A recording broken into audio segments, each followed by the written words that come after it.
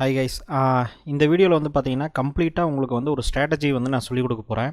So இந்த வீடியோவை வந்து ஃபுல்லாக பார்க்கும்போது உங்களுக்கு வந்து ஒரு கிளியரான ஒரு சிம்பிளான ஒரு ஸ்விங் ட்ரேடிங் ஸ்ட்ராட்டஜி வந்து உங்களுக்கு கிடைக்கும். ஸோ அதை வச்சு எப்படி வந்து ஒரு 10 to 20% வந்து நீங்கள் ஏர்ன் பண்ண முடியும் அப்படிங்கிறத பற்றி நான் சொல்கிறேன். ஒரு 10,000 ஆர் 20,000 கூட நீங்கள் தாராளமாக ஒரு மந்த்லி வந்து மேக் பண்ணலாம் பேஸ்ட் ஆன் யுவர் கேபிட்டல். ஓகேங்களா? ஏன்னா கேபிட்டல் தான் மேட்ரு. கேபிட்டல் இருந்து உங்களுடைய கேபிட்டல் எவ்வளோ வச்சுருக்கீங்களோ பண்ணலாம். கம்மியான கேபிட்டல் இருக்கிறவங்க கூட பண்ணலாம். ஏன்னா இதை வந்து ஸ்டாக்கில் தான் நம்ம பண்ண போகிறோம் அப்படிங்கிறதுனால மினிமம் கேபிட்டல் நீடெல்லாம் ஒன்றும் கிடையாது. ஸ்டாக்கை நீங்கள் வாங்குறதுக்கு என்ன வேணுமோ அந்த அமௌண்ட் இருந்தால் போதும். இது வந்து இன்ட்ராடே ட்ரேடிங் ஸ்ட்ராட்டஜி கிடையாது. இது வந்து swing trading strategy which means நீங்கள் இன்றைக்கி பை பண்ணீங்க அப்படின்னா அடுத்து ஒரு 2-3 நாளாவது நீங்கள் ஹோல்டு பண்ணுற மாதிரி இருக்கும். மினிமம் மேக்ஸிமம் டேஸ் வந்து ஒரு மாதம் கூட இருக்கலாம், இல்லை நீங்கள் வந்து ஒரு 2 மாதம் கூட நீங்கள் வச்சுருக்கலாம். ஸோ பேஸ்டான் வந்து உங்களுடைய கெப்பாசிட்டி பொறுமையை பொறுத்து இருக்குது. நீங்கள் எவ்வளோ ரிட்டர்ன் எதிர்பார்க்குறீங்க அப்படிங்கிறத பொறுத்து இருக்குது. நீங்கள் வந்து மினிமம் வந்து மோர் தென் 1 டே, அதாவது வந்து ஒரு 2-3 நாளாவது நீங்கள் ஹோல்டு பண்ணுறீங்க அப்படின்னா இந்த ஸ்ட்ராட்டஜி வந்து பெஸ்ட்டாக இருக்கும் அப்படின்னு நான் சொல்லுவேன். இது வந்து ஒரு பேசிக் லெவல் ஸ்ட்ராட்டஜி அப்படிங்கிறனால எல்லாத்துக்குமே ஈஸியாக புரியும். அதே மாதிரி ஒரு பிகினர்ஸ்க்கும் நீங்கள் வந்து மணி மேக் பண்ணுறதுக்கு ஈஸியாக இருக்கும். ஸோ இந்த ஸ்ட்ராட்டஜி வந்து நான் சொல்கிறதுக்கு முன்னாடி நீங்கள் வந்து இந்த ஸ்ட்ராட்டஜி ஏன் ஒர்க் ஆகுது அப்படிங்கிற அந்த அடிப்படையை நீங்கள் புரிஞ்சுக்கணும். ஏன்னா நம்ம நிறைய பேர் ஸ்டாக் மார்க்கெட்டில் ட்ரேடிங் பண்ணுற தப்பு அங்கே ஒன்று இங்கே ஒன்று பார்த்து நிறையா வந்து ஒரு கன்ஃபியூஸ்டாக நிறைய விஷயங்கள் பண்ணுறோம். ஸோ நீங்கள் அடிப்படையை அண்டர்ஸ்டாண்ட் பண்ணாமல் எந்த ஒரு பிஸ்னஸ் பண்ணாலும் நீங்கள் சக்ஸஸ் பண்ண முடியாது. அடிப்படை பேசிக்கு அதில் ஏன் ஒர்க் ஆகுது, அந்த விஷயம் ஏன் வந்து நடக்குது அப்படிங்கிற பேசிக்கை நீங்கள் அண்டர்ஸ்டாண்ட் பண்ணணும். அப்போ தான் வந்து அந்த பிஸ்னஸ் பண்ணுறதுக்கு ஒரு என்ன சொல்கிறது, ஒரு கன்விக்ஷன் கிடைக்கும். நீங்கள் லாங் டேர்ம் பண்ண முடியும். நம்ம வந்து தெரியாமல் பண்ணுற ஒரு சாதாரண சிம்பிளான விஷயம் கூட நமக்கு ரிஸ்க் தான். தெரிஞ்சு பண்ணக்கூடிய எவ்வளோ பெரிய ரிஸ்க்காக இருந்தாலும் அது வந்து நமக்கு சேஃப் ஜோன் தான். ஆனால் நமக்கு ஏன் பண்ணுறோம், எதுக்கு பண்ணுறோங்கிறது தெரிஞ்சே பண்ணணும். கரெக்டாக தெரிஞ்சு புரிஞ்சு நம்ம பண்ணணும். இதை வந்து வாரன் பஃபெட் சொன்னது தான். நான் ஒன்றும் புதுசாக சொல்ல போகிறது கிடையாது. வாரன் பஃபெட் தான் இதை வந்து சொல்லியிருக்கார். சரி, இப்போ வந்து நம்ம இந்த ஸ்ட்ராட்டஜி பார்க்குறதுக்கு முன்னாடி நம்ம அந்த சயின்டிஃபிக் அண்டர்ஸ்டாண்டிங்கை வந்து நம்ம பார்த்துருவோம். இப்போ வந்து இந்த ஸ்ட்ராட்டஜி வந்து எதனால் ஒர்க் ஆகுது அப்படிங்கிற அந்த லாஜிக்கை நம்ம பார்க்க போகிறோம். ஸோ ஃபஸ்ட்டு வந்து பார்த்திங்க அப்படின்னா சயின்ஸ் ஆஃப் மொமெண்டம். அதாவது வந்து நீங்கள் 12வது 10வது 11வது நினைக்கிறேன் 11வது 12வது படிக்கும்போது உங்களுக்கு வந்து ஃபிசிக்ஸுங்கிற சப்ஜெக்ட் வந்திருக்கும். அது வந்து இயற்பியல் அப்படின்னு நம்ம சொல்லுவோம். அந்த சப்ஜெக்டை வந்து நீங்கள் எடுத்தீங்க அப்படின்னா அதில் மொமெண்டம் அப்படின்னு சொல்லி ஒரு கான்செப்ட் இருக்கும். இயற்கையில் இருக்கிறது தான் ஃபிசிக்ஸில் வந்து கொடுத்துருக்காங்க. அது வந்து சயின்ஸ், எங்கேயும் மாறாது, எப்பவும் மாறாது. அதுதான் வந்து ஒரு ஃபண்டமெண்டல் ட்ரூத் அப்படிங்கிறதுனால அந்த மொமெண்டம் பேஸ்டான ஒரு டைப் ஆஃப் ஸ்ட்ராட்டஜி தான் இது. ஸோ மொமெண்டம்னா என்னங்கிறத நீங்கள் அண்டர்ஸ்டாண்ட் பண்ணிங்கன்னா தான் இந்த ஸ்ட்ராட்டஜி ஏன் நம்ம சூஸ் பண்ணுறோம் அப்படிங்கிறத வந்து நீங்கள் அண்டர்ஸ்டாண்ட் பண்ணிக்க முடியும். அதே மாதிரி இந்த மாதிரியான ஸ்ட்ராட்டஜிஸ் நீங்கள் பேசிக்லேருந்து லேர்ன் பண்ணணும். என்னுடைய பர்சனல் ப்ரீமியம் லெவல் டீச்சிங்ஸு எங்கிட்ட இருந்து ஸ்டாக் மார்க்கெட்டை நீங்கள் கற்றுக்கணும்னு நினச்சிங்கன்னா investorstamil.com அப்படிங்கிற வெப்சைட்டை நம்மளுக்கு செக் பண்ணி பாருங்கள். அதில் என்னுடைய கோர்சஸ்லாம் இருக்குது.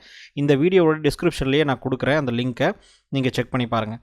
இப்போது சயின்ஸ் ஆஃப் மொமெண்டம் அப்படின்னா என்ன அப்படிங்கிறத பார்ப்போம். இப்போது மொமெண்டம்னா என்ன அப்படின்னா, இப்போது எக்ஸாம்பிளுக்கு நீங்கள் வந்து ஒரு கல் எடுத்து ஒருத்தர் இருக்காருன்னு வச்சுங்களேன்.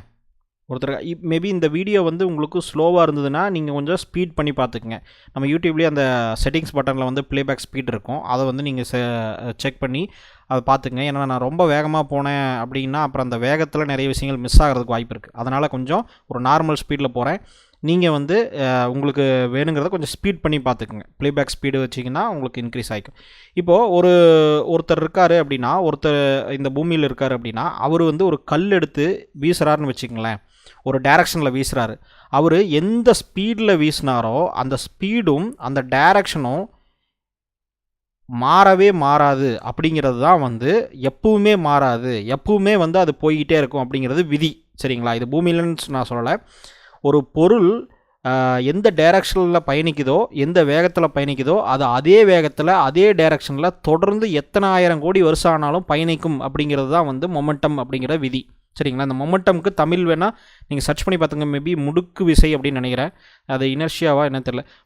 எனக்கு வந்து தெரிஞ்ச வரைக்கும் மொமெண்டம்ங்கிற தமிழில் சர்ச் பண்ணி பார்த்துங்க. இது வந்து மொமெண்டம் உடைய கான்செப்ட். இப்போது இந்த பொருள் வந்து இதே ஸ்பீடில் இதே டைரக்ஷனில் எப்பவுமே பயணிக்குங்கிறது விதி.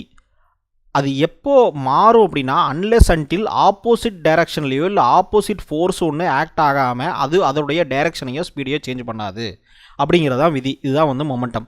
ஸோ இப்போ நீங்கள் வந்து ஒரு விண்வெளியில் ஒருத்தர் இருக்கார் அப்படின்னா, பூமிக்கு மேலே விண்வெளியில் பறந்து போய் ஒருத்தர் கல்லை வீசுகிறாருன்னு வச்சுங்களேன். அந்த கல்லை வந்து ஒரு வேகமாக வீசுகிறாரு அப்படின்னா, இப்போ விண்வெளியில் இருக்கார் அவர். அவர் வந்து அந்த இடத்துல ஒரு சின்ன கல் வந்து கையில் கொண்டு போயிருக்காரு. அவர் வந்து வேகமாக விண்வெளியில் காற்றும் கிடையாது, புவியீர்ப்பு விசையும் கிடையாது. அப்போ அந்த இடத்துல வந்து எந்த ஒரு உராய்வு விசையோ ஆப்போசிட் ஃபோர்ஸோ கிடையாது. அந்த இடத்துல வீசினார்னா அந்த கல் எப்போவுமே எத்தனாயிரம் கோடி வருஷம் ஆனாலும் அதே டைரெக்ஷனில் அதே ஸ்பீடில் போய்கிட்டே தான் இருக்கும். அன்லெஸ் அன்டில் ஏதாவது வந்து ஆப்போசிட்டில் இன்னொரு விண்கல் வராமல் இருந்தாலோ இல்லை வந்து பிளானெட்டை வந்து அஃபெக்ட் ஆகாமல் இருந்தாலோ அந்த கல் வந்து அதே வேகத்தில் போயிட்டே தான் இருக்கும். இதுதான் வந்து மொமெண்டம். அப்போ பூமியில் நம்ம வீசும்போது அதே மாதிரி நடக்குதா அப்படின்னு கேட்டிங்கன்னா கிடையாது. நம்ம ஒரு கல்லை வீசணும் அப்படின்னா அது கொஞ்சம் கொஞ்சமாக கீழே வந்து நம்மளுடைய பூமிக்கு வந்துடும். காரணம் என்னென்னா 2 விசை வந்து ஆப்போசிட்டில் வேலை செய்யுது. ஒன்று வந்து ஏர், சரிங்களா, காற்றுடைய உராய்வு விசை. ரெண்டாவது வந்து புவியீர்ப்பு விசை, சரிங்களா, கிராவிட்டிங்கிற அந்த ஃபோர்ஸு வந்து செயல்படும். இப்போ இந்த 2 ஃபோர்ஸும் இல்லை அப்படின்னா இந்த மொமெண்டம்ங்கிறது நான் சொன்ன மாதிரி அது போயிட்டே தான் இருக்கும். அந்த 2 ஃபோர்ஸுமே விண்வெளியில் கிடையாது. அதனால் அதுதான் வந்து அந்த சயின்டிஃபிக் பேசிக் நேச்சரு. இந்த 2 ஃபோர்ஸுமே இருக்குதுங்கிறதுனால அந்த மொமெண்டம் வந்து அதை கீப் அப் பண்ண முடியறதில்ல, சரிங்களா. ஏன்னா இது ரெண்டுமே ஃபோர்ஸு தான். இது ரெண்டுமே ஆக்ட் ஆகிட்டே இருக்கும். அந்த கல் மேலே காற்றும் உராய்ஞ்சிட்டே இருக்கும். ஏன்னா நீங்கள் வந்து ஒரு ஸ்னைப்பரை வச்சு சுடுற ஒரு லாங் டர்ம் ஷூட்டரையே நீங்கள் பார்த்தீங்கன்னா அதுவே வந்து டைரக்ஷன் மாறும். நீங்கள் வந்து பார்த்தீங்கன்னா அந்த புல்லட்டு வந்து அவ்வளோ பெரிய ஸ்னைப்பர் அவ்வளோ வேகத்தில் போனாலும் கூட அந்த காற்றுடைய உராய்வு விசை நிறைய விசையினால் ஃபிசிக்ஸில் வந்து அது மாறும். அந்த புல்லட் வந்து ஒரு வளைவு பாதையை தான் தேர்ந்தெடுக்கும் அப்படின்னு சொல்லுவாங்க. ஸோ இதுதான் வந்து ஒரு சயின்டிஃபிக் நேச்சர். சரி, இதுக்கும் பிஸ்னஸ்க்கு என்ன சம்மந்தம்னு பார்த்தீங்கன்னா, நீங்கள் இப்போ ஒருத்தர் பிஸ்னஸ் பண்ணுறாருன்னு வச்சுங்களேன். இப்போ வந்து ஒரு ஊரில் வந்து 1 lakh பீப்புள் இருக்காங்க. 1 lakh பீப்புள் இருக்காங்க அப்படின்னா அந்த கம்பெனி இப்போ அந்த 1 lakh பீப்புளில் ஒரு ஊரில் இருக்காங்க. ஆனால் அந்த ஊரில் வந்து எந்த ஒரு மளிகை கடையோ எதுவும் கிடையாது. அவங்க வந்து ஒரு 50 கிலோமீட்டருக்கு அந்த பக்கம் போய் தான் வந்து எந்த பொருளாக இருந்தாலும் வாங்க வேண்டியது வரும், சரிங்களா. ஒரு 50 கிலோமீட்டருக்கு போய் தான் வாங்க வேண்டியது வரும். அங்கே எந்த ஒரு மளிகை கடையுமே கிடையாது. இப்போ புதுசாக ஒரு மளிகை கடை ஆரம்பிக்கிறாங்க. ஏபிசி பப்ளிக் லிமிடெட் அப்படின்னு சொல்லி ஒரு மளிகை கடை இருக்குன்னு வச்சுக்கோங்களேன். அது வந்து ஒரு கம்பெனியாக நீங்கள் இமேஜின் பண்ணிக்கோங்க. இப்போது இந்த மளிகை கடை தொடர்ந்து என்ன பண்ணுவாங்க, இவங்க 50 கிலோமீட்டர் போய் தான் வாங்கணும். அப்போது எல்லாருமே என்ன பண்ணுவாங்க, இங்கே தான் வருவாங்க. அப்போ தொடர்ந்து வந்து பார்த்திங்கன்னா இந்த கம்பெனியுடைய சேல்ஸ் வந்து இன்க்ரீஸ் ஆகிட்டே இருக்கும் இல்லையா. இப்போ வந்து ஒரு நாளைக்கு 1000 பேர், 2வது நாள் அந்த கடை இருக்குது அப்படின்னு தெரிஞ்சோன்னா 2வது நாள் 2000 பேர், 3000 பேர், 5000 பேர், 10000 பேர் இப்படி வந்துகிட்டே இருப்பாங்க, கரெக்டாக. அப்போது அந்த கம்பெனியுடைய சேல்ஸ் பார்த்திங்க அப்படின்னா 50,000, 40,000, 50,000, 60,000, 70,000, 80,000 சேல்ஸ் இன்க்ரீஸ் ஆகிட்டே போயிட்டுருக்கும். அப்போ இதுதான் வந்து மொமெண்டம் அப்படின்னு சொல்கிறது. இந்த மொமெண்டம் அப்போ கண்டினியூஸாக கீப்பப் ஆகுமா? அப்போ ஒரு கம்பெனியோடைய சேல்ஸும் ப்ராஃபிட்டும் இன்க்ரீஸ் ஆகிட்டே போயிட்டுருக்கு அப்படின்னா அந்த இடத்துல வந்து அந்த மொமெண்டம் இதுதான் மொமெண்டம். ஸோ இதுதான் மொமெண்டம். ஸோ இந்த பொருள் இந்த ஒரு பர்டிகுலர் டைப் ஆஃப் விசை வந்து ஒரு மொமெண்டமில் போயிட்டே இருக்குது அப்படின்னா அது போய்கிட்டே தான் இருக்கும். இந்த ஃபிசிக்ஸ் விதி இந்த பிஸ்னஸுக்கு பொருந்துமா அப்படின்னு கேட்டிங்கன்னா பொருந்தும். அதே மாதிரி அன்லெஸ் அன்டில் ஆப்போசிட்டில் எந்த ரியாக்ஷனும் இல்லை, ஒரு விசை ஆப்போசிட் ஃபோர்ஸில் எடுக்கலை அப்படின்னா அது போயிட்டே தான் இருக்கும். அப்போது இந்த இடத்துல 2 விசை இருக்குது. ஒன்று காம்படிஷன். இப்போ ஏபிசிக்கு பதிலாக XYZன்னு சொல்லி ஒரு கம்பெனி அதே இடத்துல இன்னொரு மளிகை கடை ஓப்பன் பண்ணுறாங்கன்னா ஆட்டோமேட்டிக்காக அந்த பாதி கஸ்டமர் இங்கே போக ஆரம்பிப்பாங்க. ஸோ ரேண்டமாகவே அவங்க வந்து கொஞ்சம் இங்கேயும் இந்த கடையில் ட்ரை பண்ணி பார்க்கலாம், 2 கடை இருக்குது அப்படின்னு சொல்லி இங்கேயும் கொஞ்சம் போக ஆரம்பிச்சாங்க. ஆட்டோமேட்டிக்காக இந்த கம்பெனியோட ஏபிசியோட சேல்ஸ் என்ன ஆகும், கொஞ்சம் மொமெண்டம் லாஸ் ஆக ஆரம்பிக்கும். ஏன்னா கண்டினியூஸாக வந்துட்டு இருந்தவங்க இந்த கடைக்கு போக ஆரம்பிப்பாங்க. ஸோ காம்படிஷனுங்கிறது one of the opposite force. ரெண்டாவது, சரி காம்படிஷனே இல்லை அப்படின்னா இந்த ஃபிசிக்ஸ் விதி இதுக்கு ஒத்து வருமானு கேட்டிங்கன்னா அந்த இடத்துல மார்க்கெட் ஷேர்னு ஒன்று இருக்குது இல்லையா. இப்போ 1 lakh பீப்புள் தான் இருக்காங்க. 1 lakh பீப்புளும் ஒரு நாளைக்கு 100 ரூபாய்க்கு வாங்கினாங்கன்னா 1 lakh × 100 போட்டுங்க. அவங்களுடைய அதிகபட்ச நீடே 100 ரூபா தான். ஒரு நாளைக்கு 100 ரூபாய்க்கு காய்கறி வாங்குறாங்களா, வேலை முடிஞ்சு போச்சு. அந்த கடையில் வந்து அதுக்கு மேலே அவங்க வந்து வாங்க மாட்டாங்க. அப்போது ஒரு நாளைக்கு 100 ரூபாய்க்கு வாங்குறாங்கன்னா 1 lakh × 100 rupees அப்படின்னு போட்டுங்க. அப்போ எவ்வளோ சேல்ஸோ அதான் அதிகபட்ச சேல்ஸ். இப்போ அதுக்கு மேலே ஆகுமான்னு கேட்டிங்கன்னா ஆகாது. அந்த முதல் தடவை இந்த இனிஷியல் டைம் வந்து பார்த்திங்கன்னா 5,000, 10,000 இன்க்ரீஸ் ஆகுது பார்த்திங்களா, அது வந்து மொமெண்டம் பயங்கரமாக எடுக்கும். ஆனால் அந்த 1 crore அது ரீச் ஆயிடுச்சு, அந்த 1 lakh சேல்ஸ் டோட்டலாக ரீச் ஆயிடுச்சு, 1 lakh கஸ்டமர் வாங்கிட்டாங்க அப்படின்னா அதுக்கு மேலே எப்படி வரும்? அப்போ இந்த இடத்துல ஆப்போசிட் ஃபோர்ஸ் வந்து வந்துருச்சு, ஓகேங்களா. மார்க்கெட் ஷேர் அப்படிங்கிறது இன்னொரு ஆப்போசிட் ஃபோர்ஸ். அப்போ ஆட்டோமேட்டிக்காக அங்கேருந்து டிக்ளைன் ஆக ஆரம்பிக்கும், இல்லைனா அங்கேருந்து ஒரு ஆசிலேஷன் ஆக ஆரம்பிக்கும். ஸோ இதான் வந்து நீங்கள் பிஸ்னஸ் பாயிண்ட் ஆஃப் வியூவில் மொமெண்டமாக புரிஞ்சிக்க வேண்டியது.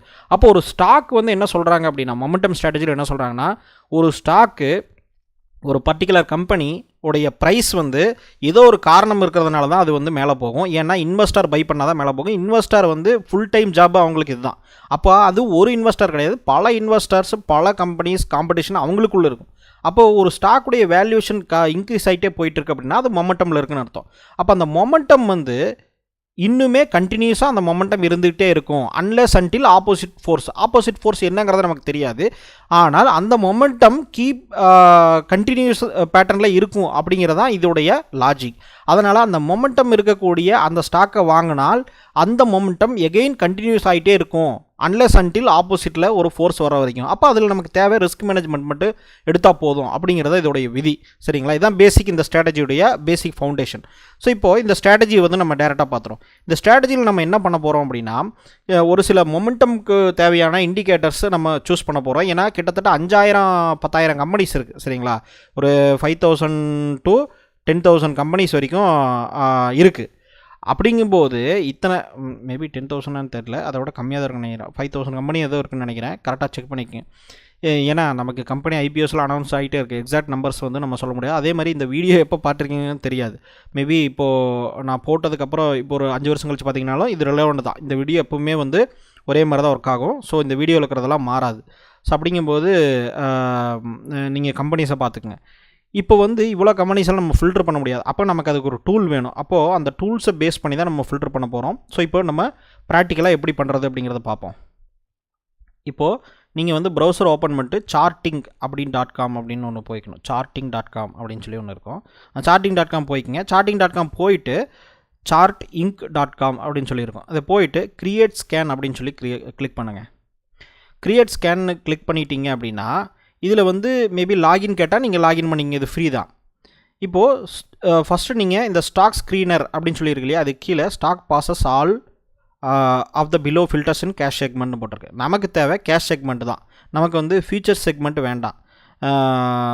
கேஷ் செக்மெண்ட்டுனா கேஷாக கொடுத்து வாங்கக்கூடிய எல்லா ஸ்டாக்குமே வந்து வந்துடும். அதனால் கேஷ் செக்மெண்ட் அப்படிங்கிறது இருக்குது. நமக்கு வந்து ஃபியூச்சர் செக்மெண்ட்டை நம்ம கிளிக் பண்ணோம்னா ஏதாவது ஒரு ஸ்டாக்கு ஃபியூச்சர் அண்ட் ஆப்ஷன்ஸ் இருக்கும் பாருங்கள். அதாவது ஸ்டாக் ஆப்ஷன் சொல்லுவோம். இப்போ ரிலையன்ஸ் வந்து ஆப்ஷன்ஸ்லேயும் ட்ரேட் ஆகும். நிறைய ஸ்டாக்ஸ் வந்து ஆப்ஷன்ஸ்லேயும் ட்ரேட் ஆகும் ஆப்ஷன்ஸ் மார்க்கெட்டில். அதில் நீங்கள் போக வேண்டாம் இந்த ஸ்ட்ராட்டஜி யூஸ் பண்ணி. ஏன்னா உங்களுக்கு ப்ராஃபிட் ஜாஸ்தியாக இருக்கும் இல்லைன்னு சொல்ல, ஆனால் பிகினராக இருக்கும்போது பெரிய அளவில் லாஸ் பண்ணுறதுக்கு வாய்ப்பு இருக்குது. அதனால் அது வந்து லிக்விடிட்டியும் கம்மியாக இருக்கும். அதனால் அது கேர்ஃபுல்லாக இருங்க. அதனால் வந்து கேஷ் செக்மெண்ட்லேயே நீங்கள் எடுத்துக்கங்க. கேஷ் செக்மெண்ட்டில் போயிட்டு இப்போ நீங்கள் ஃபஸ்ட்டு ஃபில்டர் நீங்கள் என்ன யூஸ் பண்ணணும் அப்படின்னா RSI. அதாவது RSI அப்படிங்கிறது என்ன அப்படின்னா ரிலேட்டிவ் ஸ்ட்ரென்த் இண்டெக்ஸ் அப்படின்னு சொல்லுவோம். அது வந்து எதை குறிக்குது? RSI இண்டிகேட்டர் வந்து நமக்கு என்ன கொடுக்குது அப்படின்னா, ஒரு ஸ்டாக்குடைய ப்ரைஸ் வந்து மொமெண்டமில் இருக்கா அப்படிங்கிறத நம்ம குறிக்கிறது தான் RSI. அதுக்கு வந்து ஃபார்முலாஸ் அண்ட் கால்குலேஷன்ஸ் இருக்குது. அதெல்லாம் அப்ளை பண்ணி தான் அந்த RSI இண்டிகேட்டர் வந்து ஒர்க் ஆகுது. இந்த RSI இண்டிகேட்டர் வந்து எனக்கு ரொம்ப ஒரு ஃபேவரட்டான இண்டிகேட்டரு. இதை நான் நிறைய ட்ரேடிங் ஸ்ட்ராட்டஜிஸில் யூஸ் பண்ணியிருக்கேன். இதை யூஸ் பண்ணாமல் ப்ரைஸ் ஆக்ஷன் பேஸ்டாக நீங்கள் லேர்ன் பண்ணாலும் நீங்கள் வந்து RSIயை நீங்கள் காம்பினேஷனாக யூஸ் பண்ணிக்கலாம். சரிங்களா, ஒரு சப்போர்ட்டிவ் ஃபேக்டராக யூஸ் பண்ணிக்கலாம். எப்பவுமே எந்த இண்டிகேட்டருமே 100% தப்பும் கிடையாது, ரைட்டும் கிடையாது. அதை வந்து நீங்கள் எப்படி யூஸ் பண்ணுறீங்கிறத பொறுத்து நல்ல இண்டிகேட்டரை கூட தப்பாக யூஸ் பண்ண முடியும். பெஸ்ட் இண்டிகேட்டரை கூட பெஸ்ட் செட்டப் வச்சு நீங்கள் லாஸ் பண்ண முடியும். ஸோ அதனால் நீங்கள் அதை அண்டர்ஸ்டாண்ட் பண்ணிக்கணும். இது பெருசு அது சிறுசுங்கிற அந்த ஆர்குமெண்ட்டுக்கு போகாதீங்க. எது எப்படி ஒர்க் ஆகுதுங்கிறத அண்டர்ஸ்டாண்ட் பண்ணிட்டீங்கன்னா எதை எப்போ யூஸ் பண்ணணும் அப்படிங்கிறது உங்களுக்கு புரிஞ்சிடும். இப்போது stock passes all of the filter cash segment இது கொடுத்துட்டிங்களா, அதுக்கடுத்து ப்ளஸ் சிம்பிளை கிளிக் பண்ணிவிட்டு RSI அப்படின்னு டைப் பண்ணணும். இப்போ RSI அப்படின்னு டைப் பண்ணிங்கன்னா RSI ரிலேட்டிவ்னு வந்துருச்சா, இதுதான். இதை கொடுத்திங்கன்னா RSI 14 days இருக்குது. இது விட்டுருங்க. இது டெய்லின்னு இருக்குது, டெய்லி தான். ஸோ நம்ம இது பேஸ்டாக ஃபில்டர் பண்ணலாம். ஆனால் நமக்கு தேவை டெய்லி தான். Daily RSI 14.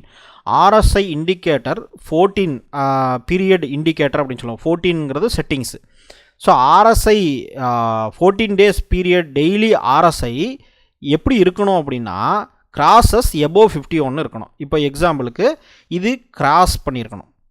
நல்லா புரிஞ்சுங்க. இது வந்து கிரேட்டர் தென் கிடையாது. ஏன்னா கிரேட்டர் தென் நீங்கள் கொடுத்தீங்கன்னா இப்போது இது வந்து கிராஸ் பண்ணால் கிரேட்டர் தென் கூட இங்கே இருக்குது பாருங்கள். இந்த கிரேட்டர் தென் கொடுக்கக்கூடாது. ஏன்னா கிரேட்டர் தென் வந்து உங்களுக்கு என்ன சொல்லுது அப்படின்னா, நீங்கள் டெய்லி RSI எபோவ் 51னா அது 10 நாளைக்கு முன்னாடி 51க்கு மேலே போயிருச்சு அப்படின்னாலும் உங்களுக்கு வந்து அதை எடுத்துக்கும். சரிங்களா, நமக்கு இன்னைக்கு டேயில் கிராஸ் பண்ணியிருக்கணும் RSI, அதுதான் முக்கியம். அப்போது கிராஸ்டு எபோவ் அப்படின்னு சொல்லி நம்ம வரணும். அப்போ crossed above RSI 14 days crossed above click பண்ணிங்கன்னா இப்போ அடுத்து வந்துடும். கிராஸ்டு எபோவ் அப்படிங்கிறது முக்கியம். ஏன்னா கிரேட்டர் தான் கொடுத்தீங்கன்னு வச்சுங்களேன், அது கண்டிஷன் ஒரே மாதிரி இருக்கிற மாதிரி இருக்கும். ஆனால் 10 நாளைக்கு முன்னாடி RSI மேலே போயிருந்தாலும் அதையும் எடுத்துக்கும். அப்போ இப்போ RSI எங்கே இருக்குதுன்னா மேபி 90 கூட இருக்கலாம். சரிங்களா, அதனால் வந்து அது வேண்டாம். கிராஸ்டு எபோவ் கொடுத்துட்டு அதுக்கடுத்து என்ன பண்ணணும் அப்படின்னு கேட்டிங்கன்னா 51 நம்பரை செலக்ட் பண்ணணும். ஏன்னா RSIங்கிறது ஒரு நம்பர் தான். 0 to 100 வரைக்கும் இருக்கும். நம்ம வந்து 51, அதாவது எபோ ஆவரேஜ் RSI 51க்கு மேலே இருக்கணும் அப்படிங்கிறத நம்ம செலக்ட் பண்ணுறோம். சரிங்களா? இந்த கண்டிஷன் மெட் ஆகணும். நம்ம இந்த கேஷ் செக்மெண்ட்டில் எல்லா ஸ்டாக்லேயுமே இந்த கண்டிஷனை செக் பண்ணி பார்க்கும். இந்த கண்டிஷன் மெட் ஆகணும். ரெண்டாவது, இந்த RSI 51க்கு மேலே இருக்கலாம். ஆனால் அதே சேம் RSI வந்து 70, 80, 90 போயிடக்கூடாது. ஓகேங்களா? ஏன்னா அது வந்து ஓவர் சோல்டு கண்டிஷனுக்கு போயிடும். ஓவர் பாட் கண்டிஷனுக்கு போயிடும். ஓவர் பாட் கண்டிஷனுக்கு போயிடுச்சுன்னா மார்க்கெட்டில் மேபி அந்த ஸ்டாக் வந்து திருப்பி ரிவர்சல் ஆகிறதுக்கு உண்டான வாய்ப்புகள் ரொம்ப ஜாஸ்தி. ஏன்னா ஓவர் பாட் கண்டிஷனுக்கு போயிடும். ஸோ அந்த ஒரு ரீசன்னால் நம்ம என்ன பண்ணுறோன்னா எகெயின் இன்னொரு RSI செட்டிங்ஸ் பண்ணுறோம். அதே RSI ரிலேட்டிவ்ஸ் இண்டெக்ஸு அதை கிளிக் பண்ணிவிட்டு 14 days பீரியட். இதில் வந்து என்னென்னா லெஸ் தென் நம்ம செலக்ட் பண்ணால் போதும். ஏன்னா எனக்கு வந்து இன்றைக்கி தான் அது இருக்கணுன்ட்டு அவசியம் இல்லை. பொதுவாகவே லெஸ் தென் செலக்ட் பண்ணிட்டீங்கனால ஆட்டோமேட்டிக்காக நமக்கு தெரிஞ்சிடும் அது இன்றைக்கி தான் இருக்கும். ஏன்னா இது ஃபியூச்சர் தானே, ஃபார்வேர்டில் தானே திங்க் பண்ணுறோம் நம்ம. அப்போது லெஸ் தென் செலக்ட் பண்ணிட்டீங்க அப்படின்னா லெஸ் தென் நம்ம என்ன பண்ணோம், அதுக்கடுத்து நம்பர் 60. அப்போது நம்ம என்ன சொல்ல வரோம் அப்படின்னா 2 கண்டிஷன் இருக்கணும். RSI above 51 இருக்கணும். ஆனால் அதே சமயத்தில் 60க்கு கீழே இருக்கணும். அப்போது 51 to 60 ரேஞ்சுக்குள்ளே தான் RSI இருக்கணும். அப்போது 70, 80 இப்படியும் போயிடக்கூடாது. நம்ம வந்து 51 கீழேயும் போயிடக்கூடாது. அப்போ இந்த 2க்கு நடுவில் இருக்கக்கூடிய இந்த ஸ்டாக் இந்த RSI எப்படி இருக்குன்னா கீழிருந்து மேலே 51 கட் பண்ணி 53, 54, 55 இந்த ரேஞ்சில் இப்படி போயிட்டுருக்கும். சரிங்களா? அந்த டைரெக்ஷனில் போகக்கூடிய RSIயை மட்டும் செட்டிங்ஸில் எடுக்கிறோம். இந்த 2 கண்டிஷனும் மெட் ஆகணும் ஒரு ஸ்டாக்கில். அதுக்கப்புறம் பார்த்தீங்கன்னா கரண்ட் ப்ரைஸ், இன்றைக்கி இருக்கக்கூடிய ப்ரைஸ் அப்படிங்கிறது வந்து க்ளோஸ் அப்படின்னு சொல்லுவோம். இந்த க்ளோஸ் தான் வந்து இன்றைக்கி கொடுக்கக்கூடிய ப்ரைஸ். டெய்லி க்ளோஸ் இருக்கு இல்லையா, டெய்லி க்ளோஸ் இதுதான் ப்ரைஸ். இப்போ டெய்லி க்ளோஸ் செலக்ட் பண்ணிட்டு நம்ம என்ன பண்ணுறோம் அப்படின்னா இது வந்து டெய்லி க்ளோஸ் அப்படிங்கிறது எபோ 20 SML இருக்கணும். இப்போ எபோ கிரேட்டர் தென் இன்றைக்கி இருக்கக்கூடிய ப்ரைஸுங்கிறது SMA அப்படின்னு சொல்லி கிளிக் பண்ணிங்கன்னா சிம்பிள் மூவிங் ஆவரேஜுடைய 21 days போட்டுக்குங்க. இது செட்டிங்ஸ் சேஞ்ச் பண்ணிங்க. 21 days டெய்லி க்ளோஸ் இன்றைக்கி இருக்கக்கூடிய ப்ரைஸ் வந்து எபோ 21 days மூவிங் ஆவரேஜுக்கு மேலே இருக்கணும். ஏன்னா அப்போ தான் வந்து ட்ரெண்டு வந்து அப் ட்ரெண்டில் இருக்குன்னு அர்த்தம். அதுக்கப்புறமா நீங்கள் இதை ஃபில்ட்ரு பண்ணிக்கலாம். இந்த ஃபில்ட்ரு பண்ணிங்கன்னா இன்னொரு கண்டிஷன் மட்டும் இருக்குது, அதை நான் ஃபில்ட்ரு பண்ணுறதுக்கு சொல்கிறேன்.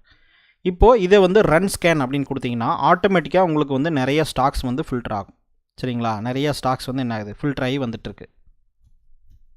ஒரே நிமிஷம். Okay, current price greater than SMA 21. Okay, right. இப்போ வந்து நிறைய ஸ்டாக்ஸ் வந்து உங்களுக்கு ஃபில்டர் ஆகிருக்கு. டோட்டலாக பார்த்தீங்கன்னா ஏகப்பட்ட ஸ்டாக்ஸ் ஃபில்டர் ஆகிருக்கு. ஏன்னா நிறைய ஸ்டாக்ஸ் மொமெண்டமில் இருக்குது. நமக்கு எல்லாமேலாம் வேண்டாம். நம்ம இன்னொரு கண்டிஷன் என்ன சொல்கிறோம் அப்படின்னா பிலோ 2% இருக்கணும். இப்போ எக்ஸாம்பிளுக்கு இந்த ஸ்டாக் பார்த்தீங்கன்னு வச்சுங்களேன், 3i Infotech அப்படிங்கிற இந்த கம்பெனி வந்து இது வந்து பென்னி ஸ்டாக்லாம் சூஸ் பண்ணக்கூடாது. 37 ரூபா தான் இருக்குது. இதெல்லாம் சூஸ் பண்ணக்கூடாது. 3i Infotech அப்படிங்கிற இந்த கம்பெனி வந்து பார்த்திங்கன்னா 17.88% ஒரே நாள் இது வந்து ஒரு நாளில் சேஞ்ச் ஆனது. டே ஓப்பன்லேருந்து டே க்ளோஸ் வரைக்கும் அதை தான் இது காமிக்குது. ஸோ 17% மூவ் ஆகிருக்கு அப்வேர்டில். ஸோ இந்த மாதிரி ஸ்டாக்லாம் செலக்ட் பண்ணக்கூடாது. என்ன பண்ணால் இன்னொரு கண்டிஷன் நம்ம ஆட் பண்ணுறோம். இதில் வந்து எனக்கு ஒரே நாளில் வித்தின் 2%க்குள்ளே தான் இன்க்ரீஸ் ஆகிருக்கணும். 2%க்கு மேலே இன்க்ரீஸ் ஆகிறது வேண்டாம் எனக்கு. அப்போது பர்சன்டேஜ் சேஞ்ச் அப்படின்னு பார்க்கணும். இந்த பர்சன்டேஜ் சேஞ்ச் இருக்கு இல்லையா, அதை கிளிக் பண்ணிவிட்டு percentage change less than 2 number less than 2% போடணுமே அப்படின்னு கேட்டிங்கன்னா இங்கே தான் பர்சன்டேஜ் சேஞ்சுன்னே கொடுத்துட்டோமே. இந்த percentage change less than number 2 இது எல்லாமே அண்டு கண்டிஷன்னா என்ன, இது எல்லாமே ட்ரூவாக இருக்கணும். இதுவும் ட்ரூ, இதுவும் ட்ரூ, இதுவும் ட்ரூ, இதுவும் ட்ரூ. அதாவது இது எல்லாமே கரெக்டாக இருக்கணும். இந்த 4 கண்டிஷனுமே கரெக்டாக இருந்தால் அந்த ஸ்டாக்கை செலக்ட் பண்ணும். அப்போது ரன் ஸ்கேன் கொடுத்தீங்கன்னா ஆட்டோமேட்டிக்காக என்ன இருக்குது, நமக்கு வந்து ஸ்கேன் வந்து ஃபில்டர் ஆகிருக்கு. இப்போ கூட பார்த்தீங்கன்னா நிறைய ஸ்டாக்ஸ் வந்து உங்களுக்கு ஃபில்டர் ஆகி வந்திருக்கு. இப்போ வந்து நம்ம ஒரு சின்ன அப்டேட் பண்ணுவோம். ஓகே, இப்போ பார்த்தீங்கன்னா என்ன ஒரு பிரச்சனை அப்படின்னா நமக்கு வந்து ஏகப்பட்ட ஸ்டாக் வந்திருந்தது. அவ்வளோ ஸ்டாக்கையும் நம்ம சூஸ் பண்ண முடியாது. ஏன்னா அதில் ஸ்மால் கேப்பும் இருக்கும். நிறைய கம்பெனிஸ் வந்து பேரே தெரியாத, ஊர் தெரியாத, பேர் தெரியாத கம்பெனிஸ் எல்லாமே ஃபில்டர் ஆகும். அதனால் வந்து நம்ம என்ன பண்ணுறோம் அப்படின்னா, சேஃப்டிக்காக நிஃப்டி 200 செக்மெண்ட், அதாவது வந்து இங்கே கேஷ் செக்மெண்ட் கொடுத்துருந்தோம் இல்லையா, நீங்கள் எப்போவுமே கேஷ் செக்மெண்ட்டை வச்சு சர்ச் பண்ணுங்கள். ஏன்னா சம்டைம்ஸ் வந்து எந்த ஸ்டாக்குமே வராமல் கூட போகலாம். ஏன்னா அன்னைக்கு டேக்கு வந்து பார்த்தீங்க அப்படின்னா எந்த ஸ்டாக்குமே இந்த கண்டிஷனுக்கு மெட் ஆகாமல் கூட போகலாம். ஏன்னா கிராஸ்டு எபோன்னு கொடுத்துருக்கோம். அப்போ அன்னைக்கு கிராஸ் ஆகிருந்தால் மட்டும்தான் உங்களுக்கு அது காமிக்கும். அப்படி இல்லை அப்படின்னா காமிக்காது. அதனால் வந்து ஒரு சில நாள் எந்த ஸ்டாக்குமே உங்களுக்கு இந்த ஃபில்டரில் வராமல் கூட போகலாம். அதனால் கேஷ் செக்மெண்ட்டை வச்சே நீங்கள் ஃபில்டர் பண்ணிக்கங்க. ஆனால் ஃபில்டர் பண்ணும்போது ரொம்ப அதிகமான ஸ்டாக்ஸ் இப்போ நம்ம பார்த்த மாதிரி ரொம்ப அதிகமாக வந்துருந்துச்சுன்னா நீங்கள் என்ன பண்ணுங்கள், நமக்கு அவ்வளோலாம் சூஸ் பண்ண முடியாது, அதில் வந்து ஃபில்டர் பண்ண முடியாது. அதனால் சேஃப்டிக்காக நிஃப்டி 200 அப்படிங்கிறத செலக்ட் பண்ணிக்கலாம். நீங்கள் மேபி இன்னும் சேஃபராக போனால் நிஃப்டி 100ங்கிறத செலக்ட் பண்ணிங்க. நிஃப்டி 50 செலக்ட் பண்ணாதீங்க, ஏன்னா வித்தின் அந்த 50 கம்பெனிக்குள்ளே தான் வரும். அதனால் வந்து 100 ஆர் 200 செலக்ட் பண்ணிங்க. நிஃப்டி 200 ஏன்னா கொஞ்சம் லார்ஜ் செட் ஆஃப் டேட்டா இருக்கும் நமக்கு. அப்போது நிஃப்டி 200 செலக்ட் பண்ணிட்டீங்க அப்படின்னா ஆட்டோமேட்டிக்காக நமக்கு என்ன வரும், நிஃப்டியுடைய 200 அப்படிங்கிற அந்த ஸ்டாக்குள்ளே மட்டும் இந்த ஃபில்டர் அப்ளை பண்ணி பார்க்கும், அந்த 200 ஸ்டாக்குள்ளே. அப்போ அதை ரன் ஸ்கேன் கொடுத்தீங்கன்னா ஆட்டோமேட்டிக்காக என்ன இருக்குது அப்படின்னா, இது வந்து ஒரு பேஜுக்கு ஃபில்டர் ஆயிடுச்சு. அதாவது ஒரு 13 ஸ்டாக்கை மட்டும் காமிக்குது. அந்த 13 ஸ்டாக்குமே மேபி மோஸ்ட்லி வந்து பார்த்திங்கன்னா mid cap to large cap companies தான், எல்லாமே லார்ஜ் கேப் கம்பெனிஸ். அதனால் சேஃப்டி பிரச்சனையே கிடையாது. ஸோ சடன் ஃபாலுங்கிறது வந்து பெரிய லெவலில் இருக்காது. ஸோ இந்த ஸ்டாக்கில் நம்ம எப்படி சூஸ் பண்ணுறது அப்படின்னு பார்த்தீங்கன்னா, இப்போ 13 ஸ்டாக் நமக்கு ஃபில்டர் ஆகிருக்கு. இந்த 13 ஸ்டாக்குமே வித்தின் 2% தான் இன்க்ரீஸ் ஆகிருக்கு அன்னைக்கு நாளில். ஓகேங்களா? அப்போ 1.68 1.7. இப்போ இதில் வந்து என்ன பண்ணணும் அப்படின்னா, நீங்கள் வந்து வால்யூமை வந்து ஹையர் கிளிக் பண்ணணும். இப்போ ஹையர் கிளிக் பண்ணிங்கன்னா இதுதான் highest volume. State Bank of India தான் ஹையஸ்ட் வால்யூம். இப்போ வால்யூம் டிக்ரீஸ்டு சிச்சுவேஷனில் நீங்கள் செலக்ட் ஜஸ்ட் 2 தடவை கிளிக் பண்ணிங்கன்னா டிசெண்டிங் ஆர்டரில் வந்துடும். அதாவது பெருசுலேருந்து சிறுசுக்கு போயிடும். அப்போது அதிகமான வால்யூம் ஃபஸ்ட்டும், அதுக்கு கூட குறைவான வால்யூம் செகண்டும், அதுக்கு கூட குறைவான வால்யூம் தேர்டு, இப்படி வந்துடும். ஸோ இப்படி நீங்கள் செலக்ட் பண்ணதுக்கப்புறமா நீங்கள் என்ன பண்ணணும் அப்படின்னா, கிளிக் பண்ணதுக்கப்புறம் எல்லாம் ஃபில்டர் ஆயிரும். இப்போ ஃபஸ்ட்டு வந்து ஸ்டேட் பேங்க் ஆஃப் இந்தியா தான் அதிக வால்யூம் இருக்குது. ரெண்டாவது ஐசிஐசிஐ பேங்க், மூணாவது கோல் இண்டியா, அதுக்கப்புறம் அதானி என்டர்பிரைசஸ். இப்போது நம்ம வந்து மினிமம் 5 ஸ்டாக்கை செலக்ட் பண்ணணும். ஏன்னா நீங்கள் ஸ்விங் ட்ரேடிங் பண்ணுறீங்க அப்படின்னா நீங்கள் வந்து மோர் தென் 1 டே ஹோல்டு பண்ணுறீங்க. ஓகேவா? அப்போ நான் வந்து ஸ்டாப் லாஸ் எல்லாம் நீங்கள் போட முடியாது. அப்போ நீங்கள் மினிமம் வந்து 5 ஸ்டாக்கை நீங்கள் செலக்ட் பண்ணணும். அந்த 5 ஸ்டாக்கஸ் நீங்கள் செலக்ட் பண்ணால் தான் உங்களுக்கு டைவர்சிஃபை ஆகிறதுனால உங்களுக்கு ரிஸ்க் மேனேஜ்மெண்ட்டு நார்மலாகவே கிடச்சிக்கும். சரிங்களா? இந்த 5 ஸ்டாக்குமே ஒரேடியாக கீழே போகாது. அன்லெஸ் அன்டில் ஏதாவது வந்து பொலிட்டிக்கல் சினாரியோ வராமல் இருந்தால், அதாவது பொலிட்டிக்கல் சினாரியோ ஏதாவது வந்துச்சு அப்படின்னால் மட்டும்தான் அந்த 5 ஸ்டாக்குமே மேபி, ஏன்னா ஓவரால் மார்க்கெட்டே கீழே போகும்போது அந்த 5மே கீழே போகிறதுக்கு வாய்ப்பு இருக்குது. ஆனால் மற்ற டைம்லலாம் பார்த்தீங்க அப்படின்னா இந்த 5மே ஒட்டுக்காலாம் கீழே போகாது. 3 மேலே இருக்கும், ஒரு 2 கீழே இருக்கும், இப்படி தான் இருக்கும். அப்போ ஓவரால் போர்ட்ஃபோலியோ லாஸ் வந்து உங்களுக்கு பாசிட்டிவில் கூட இருக்கலாம். இப்போ 3 ஸ்டாக் லாஸில் இருந்தால் கூட 2 ஸ்டாக் உங்களுக்கு அப்பில் போகிறதுனால உங்களுக்கு பாசிட்டிவ்லேயே வந்துடலாம் போர்ட்ஃபோலியோ. ஸோ ஓவரால் லாஸ் வந்து உங்களுக்கு இருக்காது. அப்படிங்கிறதுனால 5 ஸ்டாக்காவது மினிமம் டைவர்சிஃபை பண்ணணும். 5க்கு மேலேயும் போகக்கூடாது, ஏன்னா உங்களுக்கு டோட்டலாக வந்து ரிட்டனே கம்மியாகிடும். ஸோ உங்களுக்கு கிடைக்கக்கூடிய ப்ராஃபிட்டே கம்மியாயிடும். அதனால் 5க்கு மேலே போகாதீங்க. 5 ஸ்டாக் செலக்ட் பண்ணிங்க. இப்போ 5 ஸ்டாக்கில் ஈக்குவலாக இன்வெஸ்ட் பண்ணணும். இப்போ ஈக்குவல் இன்வெஸ்ட்மெண்ட்னா எல்லாத்துலேயும் ஒவ்வொன்று பை பண்ணுறது கிடையாது, எல்லாத்துலேயும் ஒரே வேல்யூவில் இருக்கணும். அதனை பற்றி நம்ம அடுத்தது போவோம். இப்போ ஸ்டேட் பேங்க் ஆஃப் இந்தியா 1, இது 2, இது 3, இது அதானி என்டர்பிரைஸ், இது வேண்டாம், இதை இக்னோர் பண்ணிடுங்க. ஏன்னா பொலிட்டிக்கலி சென்சிட்டிவ் ஸ்டாக்கை வந்து இக்னோர் பண்ணிடுங்க. ஏன்னா நமக்கு பேர் பார்க்கும்போது தெரியறதுனால நமக்கு வந்து அதை இக்னோர் பண்ணிக்கலாம். ஏன் இந்த ஸ்டாக் இக்னோர் பண்ணுறேன்னா, இது கவர்மெண்ட் கண்ட்ரோல்டு, அது இது அந்த அரசியலுக்குள்ள நம்ம போக விரும்பலை. ஆனால் பொலிட்டிக்கலி சென்சிட்டிவ் ஸ்டாக், நான் என்ன சொல்கிறேன்னா பொலிட்டிக்கலி இன்ஃப்ளூயன்ஸர் கிடையாது. அதானிங்கிறவங்க வந்து இது இப்படி தான் இருக்காங்க, அப்படி தான், அந்த டாபிக் நான் போக விரும்பலை. ஓகேங்களா? அதாவது வந்து பொலிட்டிக்கலாக சென்சிட்டிவ் நேச்சர் இருக்கிறதுனால இந்த ஸ்டாக்கை வந்து நம்ம இக்னோர் பண்ணிடுறோம். ஏன்னா நமக்கு வந்து நம்ம காசு தான் முக்கியம். சரிங்களா? அதானி காசு வந்து அவர் வச்சுக்கிட்டோம், நமக்கு நம்ம காசு தான் முக்கியம். அதனால் வந்து இதை வந்து இக்னோர் பண்ணிடுங்க. இந்த மாதிரி இது சம்டைம்ஸ் தெரியாமல் இருந்தால் அது பிரச்சனை இல்லை, தெரிஞ்சு நம்ம ஏன் வந்து அதை பண்ணணும். இப்போ 1 2 3 4 டாடா கன்சல்டன்சி 4, அதுக்கடுத்து எல்ஐசி 5. உங்களுக்கு ஒரு வேளை ஃபண்டமெண்டலாக நீங்கள் அனலைஸ் பண்ணுறீங்க அப்படின்னா நம்ம சேனல்லே ஃபண்டமெண்டல் அனலைசஸில் கொடுத்துருக்கேன். அப்படி ஒரு வேளை ஃபண்டமெண்டல் அனலைசஸில் ஒரு சில கம்பெனிஸோட ரிசல்ட் பேடு அப்படின்னு நினச்சிங்கன்னா இக்னோர் பண்ணிக்கங்க. அப்படி இல்லைன்னா நீங்கள் வந்து நார்மலாக இதில் செலக்ட் பண்ணுறது செலக்ட் பண்ணிங்க. இப்போ maybe State Bank of India நம்ம செலக்ட் பண்ணலாம், ஐசிஐசிஐ பேங்க், கோல் இண்டியா, அது Tata Consultancy and life insurance இது எல்லாத்துலேயுமே என்ன பண்ணணும்னா ஈக்குவல் அமௌண்ட்டில் வாங்கணும். அதாவது வந்து இப்போது 10,000 rupees வச்சுருந்தீங்கன்னா 5 ஸ்டாக் அப்படிங்கும்போது ஈக்குவல் அமௌண்ட் அப்படின்னா ஒரு ஸ்டாக்கு 2,000 rupees இன்வெஸ்ட் பண்ணணும். ஏன் குவான்டிட்டியில் இது பண்ணக்கூடாதுன்னா இது 479 ரூபா இருக்குது கோல் இண்டியா சரிங்களா. அப்போ 2,000னா உங்களுக்கு ஒரு 4 ஸ்டாக் 5 ஸ்டாக் வரும். அப்போ நீங்கள் வந்து என்னென்னா ஒரு ஸ்டாக்கு எல்லாத்துலேயுமே ஈக்குவலாக வாங்குறது ஈக்குவல் போர்ட்ஃபோலியோ அலோகேஷன் கிடையாது. வேல்யூவில் ஈக்குவலாக இருக்கணும்.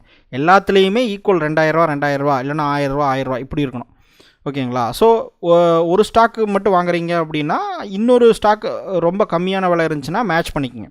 ஸோ அமௌண்ட் வைஸில் பார்க்கும்போது எல்லாத்துலேயுமே ஈக்குவலாக இருக்கணும். ஸோ இதுதான் பிரின்சிபல். ஸோ இப்படி பண்ணிவிட்டு நீங்கள் என்ன பண்ணணும் அப்படின்னா அதுக்கடுத்து ரிஸ்க் மேனேஜ்மெண்ட் தான். ரிஸ்க் மேனேஜ்மெண்ட் பார்ட்டு என்ன பண்ணணும் அப்படின்னா இப்போ வந்து நீங்கள் அந்த 5 ஸ்டாக் வாங்கிட்டீங்களா, அந்த 5 ஸ்டாக்கை வாங்கினதுக்கப்புறமா இப்போ 1 2 3 4 5 இப்போது ஃபஸ்ட்டு ரிஸ்க் மேனேஜ்மெண்ட் டைவர்சிஃபிகேஷன் அது வந்து ஆல்மோஸ்ட் நமக்கு வந்துருச்சு ஓகேங்களா. ஈக்குவலாக இன்வெஸ்ட் பண்ணால் டைவர்சிஃபிகேஷன் வந்துருச்சு ஓகேங்களா. இது ஒரு பாயிண்ட்டு.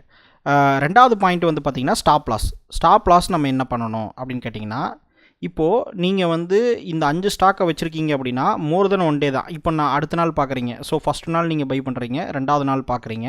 2வது நாள் பார்க்கும்போது ஏதாவது ஒரு ஸ்டாக் வந்து சடன் ஃபால் ஆகிருக்கும். அதாவது இது வந்து 3%, 4%, 5% இந்த மாதிரி ஃபால் ஆகிருந்தது அப்படின்னா அதை கட் பண்ணி விட்ருங்க.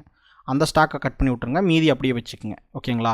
ஒருவேளை நீங்கள் வந்து ஒரு பெரிய லெவல் ஃபால் இல்லை, -1% -2% தான் இருக்குது அப்படின்னா, ஏன்னா இது எல்லாமே லார்ஜ் கேப் ஸ்டாக்ஸு பெருசாக விழுந்தாலும் உடனே பை வந்துடும் சரிங்களா. அப்படி இருக்கும்போது நீங்கள் என்ன பார்க்கணும் அப்படின்னா இந்த 5 ஸ்டாக்ஸுடைய டோட்டல் போர்ட்ஃபோலியோ லாஸ் எவ்வளோ இருக்குன்னு பார்க்கணும். இப்போ இந்த 5 ஸ்டாக்குமே தனித்தனியாக லாஸு ப்ராஃபிட் இருக்கலாம். ஆனால் ஒட்டுக்கா டோட்டல் போர்ட்ஃபோலியோவில் நீங்கள் பார்க்கும்போது மேபி ஒரு 1,000 ரூபாயோ இல்லை 500 ரூபாயோ ப்ளஸ்ஸில் இருக்கலாம் சரிங்களா. போர்ட்ஃபோலியோவே ப்ளஸில் தான் இருக்கும். இப்போ 1000 ரூபா போர்ட்ஃபோலியோ ப்ளஸில் தான் ப்ராஃபிட்டில் தான் இருக்கும். ஆனால் இந்த 2வது ஸ்டாக் வந்து -300 ரூபா இருக்குன்னு வச்சுக்கோங்க. ஆனால் இந்த ஃபஸ்ட்டு ஸ்டாக் வந்து -2,000 கூட ப்ளஸ் வந்து 2,000 கூட இருக்கலாம். ஸோ இப்படி ஒவ்வொன்றும் ப்ராஃபிட்டும் லாஸும் மாறி மாறி இருக்கும். ஆனால் ஓவரால் போர்ட்ஃபோலியோ வந்து உங்களுக்கு பாசிட்டிவில் இருக்கான்னு பாருங்கள். ஓவரால் போர்ட்ஃபோலியோவே நெகட்டிவில் போச்சு அப்படின்னா எல்லா ஸ்டாக்குமே இறங்கியிருக்கலாம், இல்லைன்னா ஏதாவது ஒரு ஸ்டாக்கை இந்த மொத்த போர்ட்ஃபோலியோவே லாஸ் பண்ணிட்டு உட்காந்துருக்கலாம். அந்த ஸ்டாக்கை கழட்டி விட்ருங்க. எந்த ஸ்டாக்கை வந்து இருக்கோ அந்த ஸ்டாக் கழட்டி விட்ருங்க. இது ஃபஸ்ட்டு ஸ்டெப். இப்போ இது 2வது நாள்லேயே நடக்கலாம், இல்லைன்னா 3வது நாளில் நடக்கலாம்.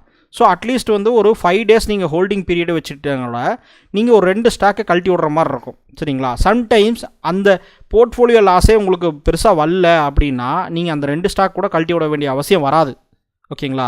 அதான் cut the losses short let the profit win அப்படின்னு சொல்லுவாங்க, லெட் த ப்ராஃபிட் ரன் அப்படின்னு சொல்லுவாங்க. ஸோ ப்ராஃபிட்டை வந்து ரன் பண்ண விடுங்க. அப்போ அட்லீஸ்ட் ஒரு 5 days பார்த்தீங்கன்னா இந்த 300 ரூபா லாஸ் ஆகும்போது கட் பண்ணி விட்டிங்களா, ஆனால் ஓவரால் போர்ட்ஃபோலியோ 1000 ரூபா ப்ளஸில் தான் இருந்தது.